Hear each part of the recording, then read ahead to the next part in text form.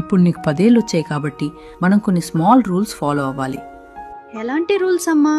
మొదటిది, నువ్వు ఏడవటం వల్ల అన్నీ సాల్వ్ కావు. ఏదైనా ప్రాబ్లం ఉంటే క్లియర్ది చెప్పాలి, ఏడ్చి సాధించకూడదు. That is called communication. రెండవది, నీ హోంవర్క్ నువ్వే చేసుకోవాలి, వేరే వాళ్ళ మీద డిపెండ్ అవ్వకూడదు. నీకేమైనా డౌట్స్ వస్తే హెల్ప్ అడగాలి. That is independence. మూడవది, బొమ్మలతో ఆడుకున్న తర్వాత వాటిని ఎక్కడ తీసావో అక్కడే పెట్టాలి. That is being organised. నాలుగవది, బ్యాడ్ వర్డ్స్ అస్సలు వాడకూడదు. That shows respect.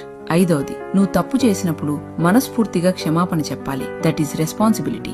ఆరవది, తెలిసిన వాళ్ళని చూసినప్పుడు మంచిగా పలకరించాలి. That is good manners. ఏడవది, ఇంటి పనుల్లో అమ్మా నాన్నలకు ఇష్టంగా హెల్ప్ చేయాలి. That is sharing. ఎనిమిదవది, నీకు ఏదైనా అర్థం కాకపోయినా లేదా డౌట్ వచ్చినా మౌనంగా ఉండకుండా వెంటనే అడిగి తెలుసుకోవాలి. That is honesty. తొమ్మిదవది, కారణం లేకుండా కోప్పడ్డం, చిరాకు పడ్డం చెయ్యకూడదు. నీ ఎమోషన్స్ ని కంట్రోల్లో ఉంచుకోవాలి. పదవది, ప్రతిరోజు కొత్తగా ఏదైనా నేర్చుకోవడానికి ప్రయత్నించాలి. That is growth. సరే అమ్మా, నాకు అర్థమైంది. Very good.